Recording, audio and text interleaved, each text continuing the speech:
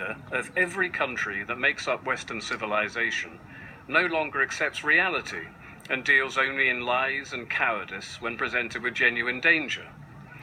In the midst of worldwide Islamic violence, war, terror, torture and rape, we're told Islam is a religion of peace, over and over again. It's a sign of total cowardice to state Islam is peaceful, when it is undoubtedly an ideology of supremacism and war.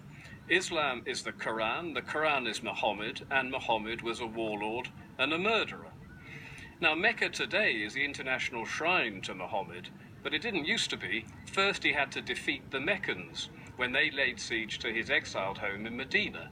Muhammad won the battle and was then involved in the execution by beheading of 700 Jewish male members of Medina's Qurayza tribe.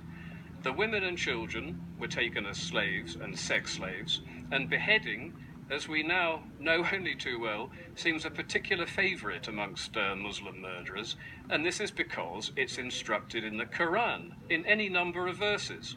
Quran 5:33, the punishment of those who wage war against Allah and his messenger is execution by beheading or crucifixion, or the cutting off of hands and feet from opposite sides.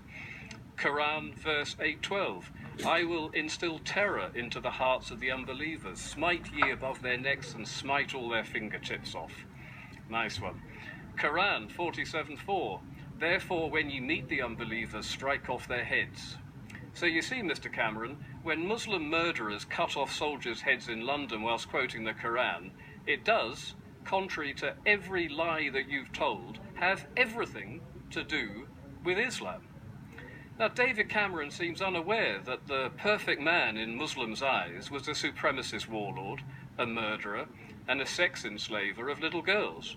But then everything about Islam is supremacist. Islam translated means submission. Come on, what sort of a religion of peace calls itself submission? And what happens if you want to leave this religion of peace? You become an apostate, and the sentence for apostasy is death.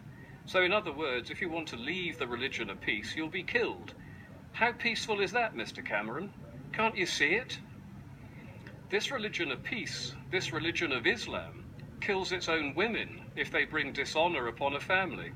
Honour killings, honour violence, the stoning to death of adulteresses, the hanging of homosexuals. How can a religion which carries out these acts of savagery and barbarism possibly be considered a part of a peaceful religion? Again, I ask you the question, Mr. Cameron. Islam divides the world into two spheres, the area where Islam rules and the area where it does not.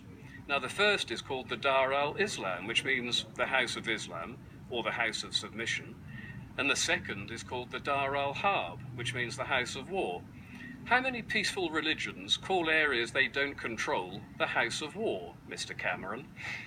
All Western countries with large and growing Muslim populations find themselves, whether they like it or not, in the House of War.